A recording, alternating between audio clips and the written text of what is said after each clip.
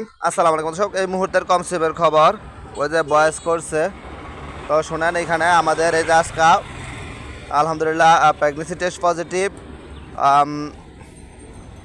এই যে আমি আপনাদেরকে দেখাইতেছি ফেব্রুয়ারির শুক্রবার, তো আজকে 27 তারিখ। ওই যে দেখেন এখানে 27 তারিখ শুক্রবার। তো আমাকে এই মুহূর্তে কল দিছে আমি আবার কল দিই, ভিডিও কল দেই, আমি অডিও কল দেই। আসসালামু আলাইকুম।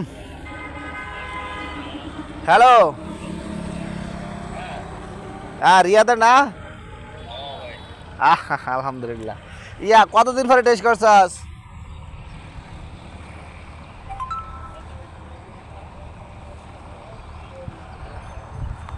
হ্যালো, 1 মাস কতদিন? 22 তারিখ হয়েছিল, আজকে হয়েছে 27 তারিখ, তাইলে তো আর 1 মাস 5 দিন পরে টেস্ট করছে।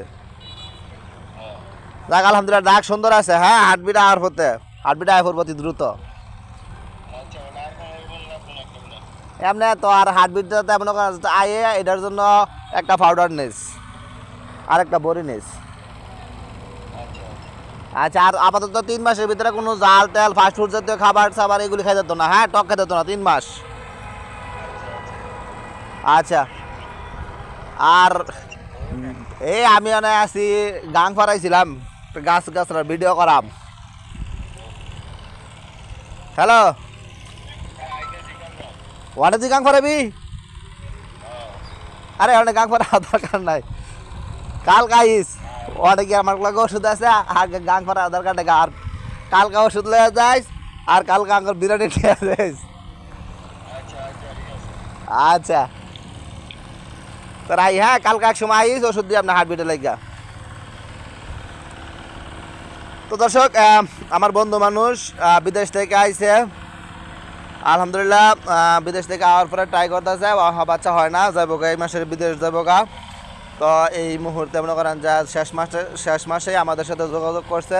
আমি স্বামী স্ত্রী উভয়ের ওষুধ দিয়েছিলাম আলহামদুলিল্লাহ। প্রথম মাস খাই, প্রথম মাসেই কনসেপ্ট করছে। আমাদের এই মাসে আপনারা দেখছেন যে গতকালকার আগের দিন 24 তারিখে আমাদের এক বোনের চট্টগ্রামে 1 মাস খেয়ে সফলতা পাইছে।